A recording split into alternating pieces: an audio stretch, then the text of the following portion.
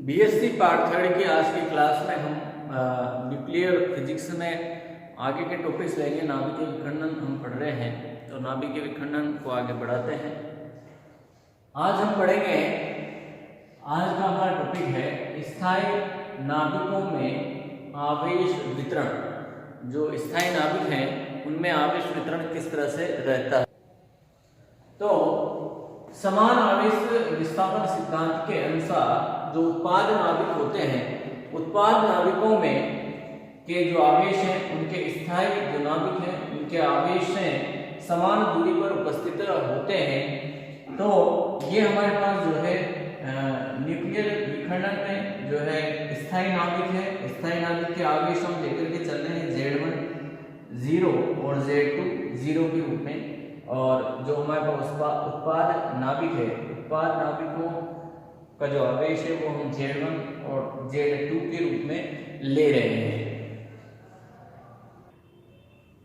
Z1 और Z2 जो है हमारे पास उत्पाद नाभिकों के आवेश हैं। तो जो हमारे पास पद है उसके अनुसार Z1 minus Z1 0 is equal to, ये बराबर होगा किसके, Z2 माइनस Z2 0 के। यानी कि हमारे पास जो पद था कि समान आवेश विस्थापन सिद्धांत के अनुसार, समान आवेश विस्थापन सिद्धांत के अनुसार Z1 minus Z1 0 Z2 minus Z2 0 के बराबर होगा। तो Z1 minus Z2 is equal to क्या हो जाएगा, Z1 0 माइनस Z2 0 के बराबर। और चूंकि हम जानते हैं कि Zp जो इन दोनों का योग है स्थायी नाभिकों के आवेश होगा, वो किसके बराबर होता है, Zp के बराबर। तो Zp is equal to Z1 0 plus Z2 0, ये इक्वेशन नंबर 3 आपके पास बनती है। तो समीकरण 2 और समीकरण 3 को एक बार जोड़ते हैं और एक बार घटाते हैं, तो Z1 0 और Z2 0 की जो है हमारे पास आवेश वितरण आ जाता है।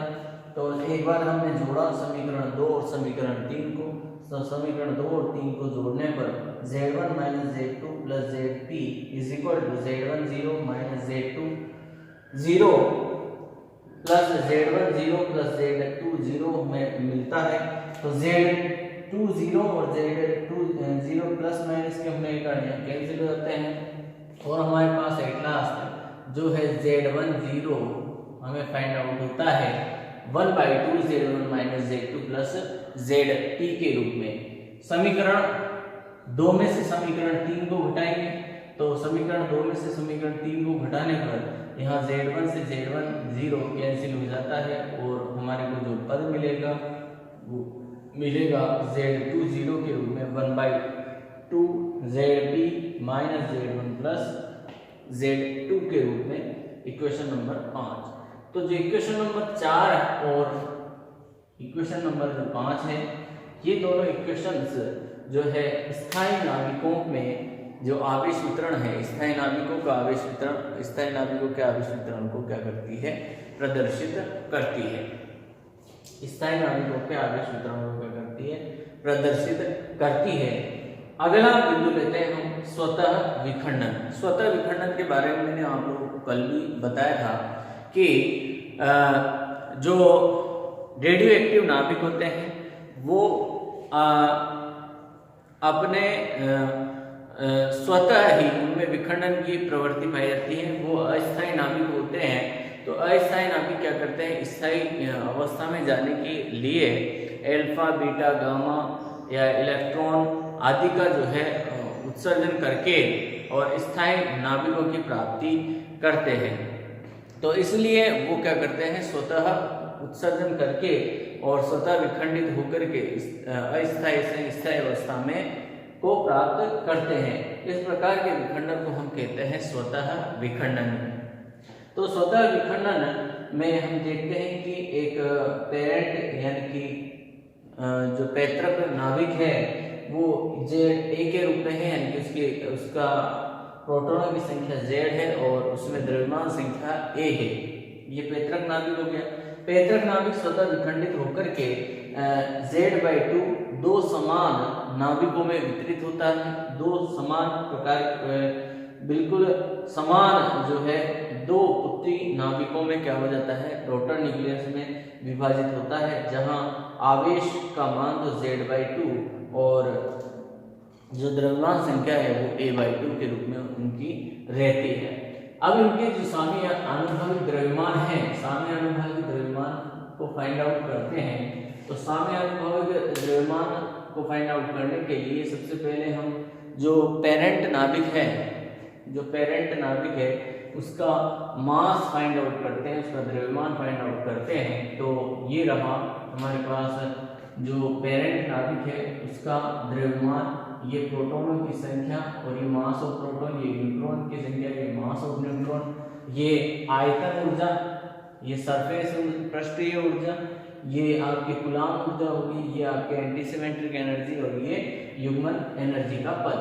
तो और इसी प्रकार जो डॉटर नाभिक है, डॉटर न्यूक्लियस है, उनके लिए प्रत्येक डॉटर न्यूक्लियस के लिए जो है द्रव्यमान का मान इस प्रकार रहेगा। ये क्योंकि Z/2 जहाँ A/2 है वहाँ हम A/2 लिख देंगे और जहाँ Z है वहाँ Z/2 रख करके हम दोनों पेरेंट और डॉटर न्यूक्लियस का जो है मास फाइंड आउट कर लेते हैं। अब बात करते हैं सममित विखंडन में जो उत्सर्जित ऊर्जा का मान है वो कितना होगा। तो उत्सर्जित ऊर्जा के लिए हम देखते हैं हमारे पास पद है एनर्जी ऑफ फ्यूजन, यानी कि स्वतः विखंडन में जो है उत्सर्जित ऊर्जा energy of fusion is equal to mass of proton Za, यहाँ इस पूरे पद को रखेंगे और -2 into mass of daughter nucleus. तो यहाँ डॉटर न्यूक्लियस 2 है इसलिए यहाँ हमने 2 माइनस का 2 मास ऑफ डॉटर न्यूक्लियस रखा है, इनटू इसको मल्टीप्लाई करेंगे 931 मेगा इलेक्ट्रॉन वोल्ट से। तो आइए अब इसमें वैल्यूज रखते हैं।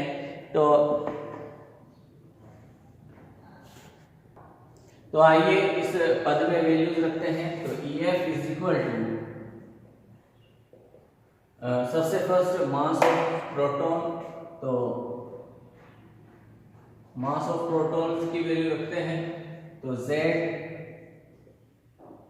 मास of proton plus A minus Z mass of neutron minus A plus AS A की power 2/3 plus AC Z minus 1 upon A की पावर 1/3 प्लस A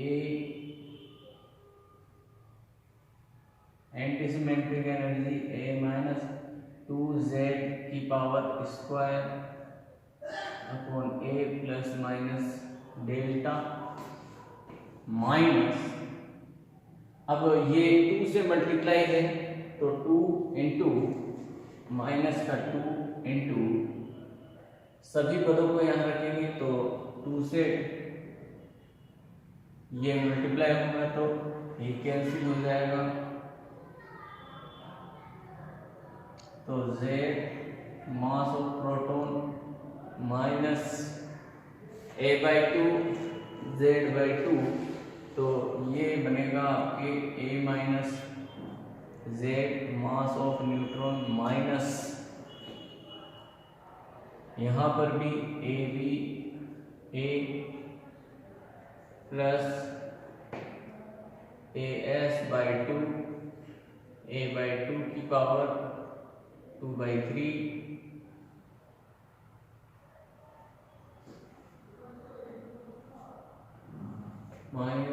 माइनस का A भी ये प्लस में बनेगा, ये माइनस में बनेगा और माइनस का AC/2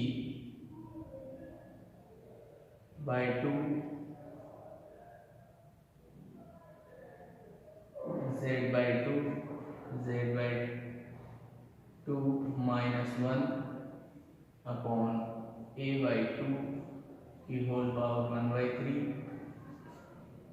minus A/2 minus Z का whole square upon a/2 plus minus minus plus delta के रूप में ये पद और ये 931 मेगा इलेक्ट्रॉन वोल्ट। तो यहाँ जो पद कैंसिल हो रहे हैं उन पदों को हम कैंसिल आउट कर देंगे। तो उन पदों को हम यहाँ काट देंगे प्लस माइनस से, डेल्टा से प्लस माइनस डेल्टा। और एट लास्ट जो हमारे पास पद बचते हैं उन पदों को यहाँ हम रखेंगे।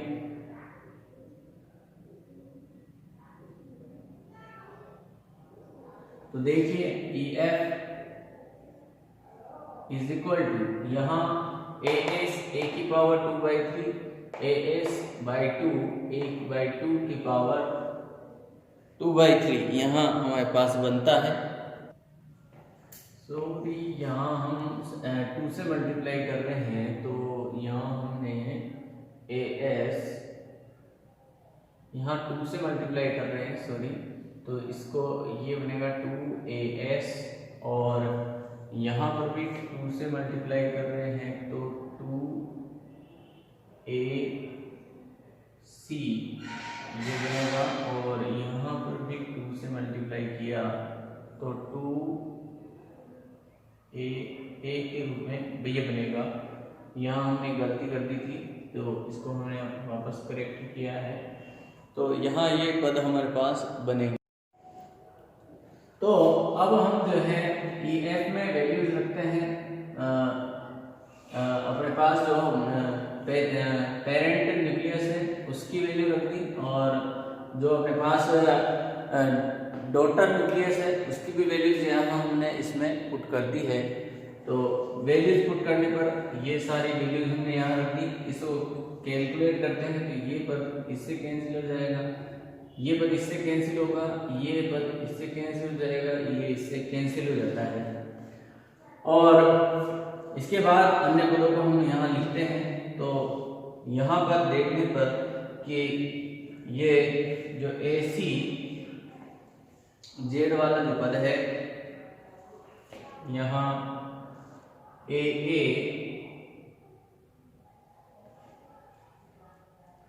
ये पद इससे कैंसिल हो जाएगा, ये पद इससे कैंसिल हो जाता है a बाई माइनस 2Z का होल स्क्वायर बाई 2। तो यहाँ से मैं जब इस पद से इस पद से देखें और ये पद है ये वाला, तो यहाँ से मैं 1/2 का होल स्क्वायर कॉमन लूंगा, 1/4 बनेगा तो 1/4। अब ये जो 1/2 है ये ऊपर जाएगा तो 2 से 2 मल्टीप्लाई होगा, 2 से 2 मल्टीप्लाई होकर के 4 बनेगा। तो 2 into 2 4 से 4 कैंसिल हो जाएगा और ये पद दोनों सेम हो जाते हैं, तो ये इससे कैंसिल आउट हो जाता है। एटलीस्ट हमारे पास जो है EF is equal to AS a की पावर 2/3 1 माइनस 2 की पावर 1/3 प्लस ACZ a की power 1/3 Z minus 1 minus Z/2 minus 1 2 की पावर 1/3 ये पद बनता है। अब इसको हम जब सोल्व करते हैं, क्योंकि छोटे छोटे पद होते हैं तो बहुत लंबा हो जाता है, तो हम इसको जो है एग्जाम के में हमारे पास टाइम कम रहता है, तो एग्जाम के दृष्टिकोण से हम इतना यहाँ पर वैल्यूज रख के इसको इतना सोल्व करके और अंत में हम लिख देते हैं डायरेक्ट इसकी जो वैल्यूज आती है, मूल जो पद आता है उसको रखते हैं a की पावर 2/3। ये बनता है GF is equal to a की पावर 2/3। ये ध्यान रखना आप लोग जो स्टूडेंट्स हैं, ये ध्यान रखना कि हम इसको आगे ज़्यादा लंबा प्रोसेस नहीं लेंगे क्योंकि उसमें बहुत टाइम हमारा लग जाएगा। तो हम डायरेक्ट इसको इसका जो अंतिम पद है उस पर आते हैं। a की पावर 2/3 माइनस का AS, ये कैलकुलेशन करने पर 0.26 plus AC Z square by A 0.37 ये यहाँ पर बनता है। 37 ये बनता है। ये हो गया आपके इक्वेशन नंबर 3। ये इक्वेशन नंबर 3 आपके कहलाती है सममित विखंडन के लिए। सममित विखंडन के लिए जो सममित विखंडन है उसके लिए जो शर्त होगी के लिए उत्सर्जित ऊर्जा का मान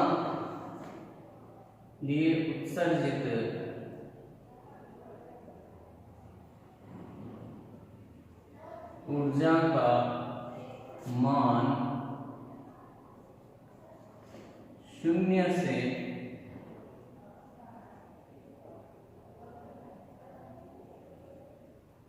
अधिक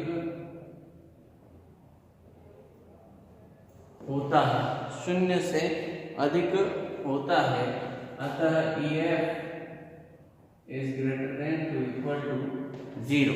EF का मान जो है 0 से बड़ा होगा।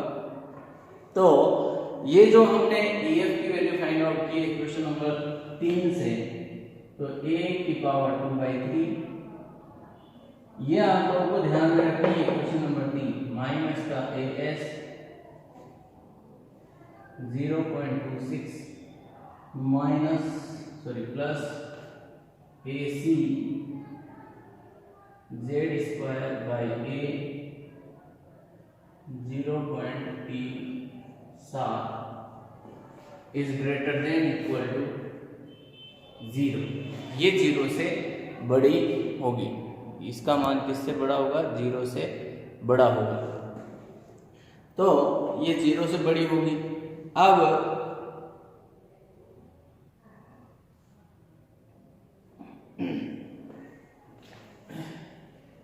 ये तो पता, इसको यदि हमने उधर ले सकते तो 0 हो गया, और यहाँ AC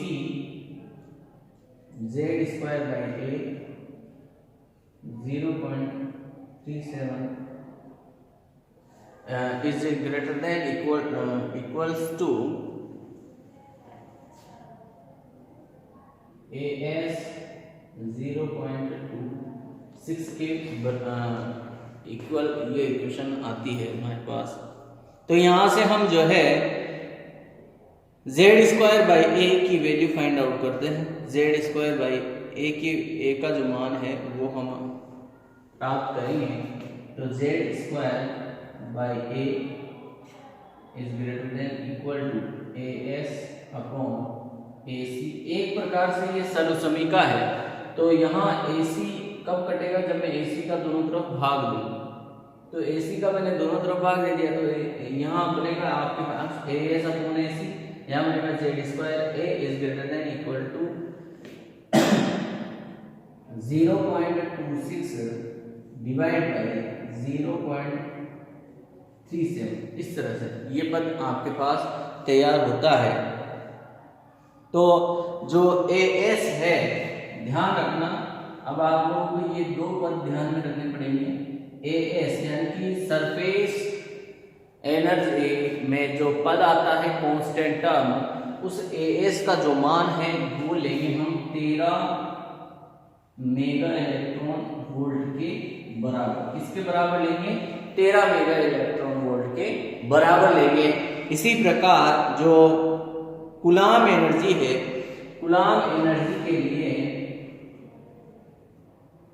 AC का जो मान हम लेंगे वो लेंगे 0.597 mega electron volt. 0.597 mega electron volt के बराबर हम इसको लेते हैं।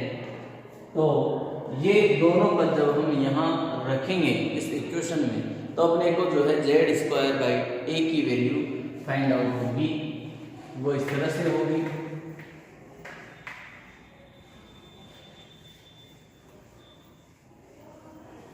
तो Z² A is greater than equal to, ये इन वैल्यूज को यहाँ रखेंगे, तो ये हो गया आपके पास 13 इंटू 0.26 डिवाइड बाय, ये हो गया आपके पास 0.597 इंटू 0.37 के रूप में। तो Z² A is greater than equal to, जब इसको कैलकुलेट करते हैं तो ये 15 के बराबर आएगा।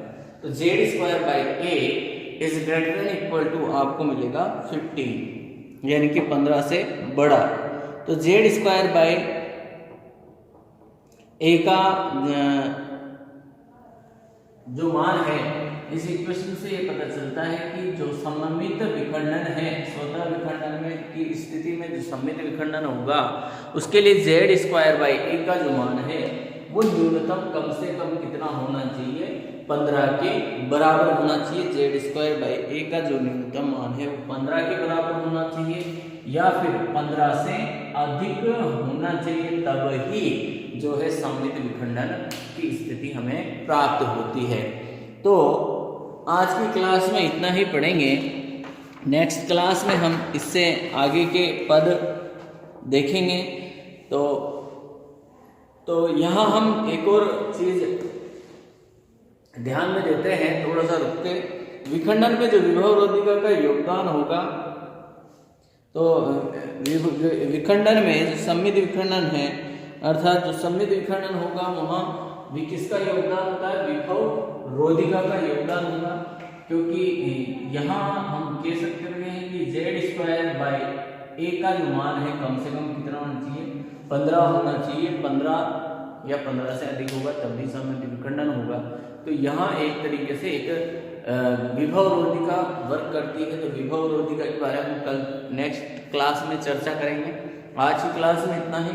Thank you.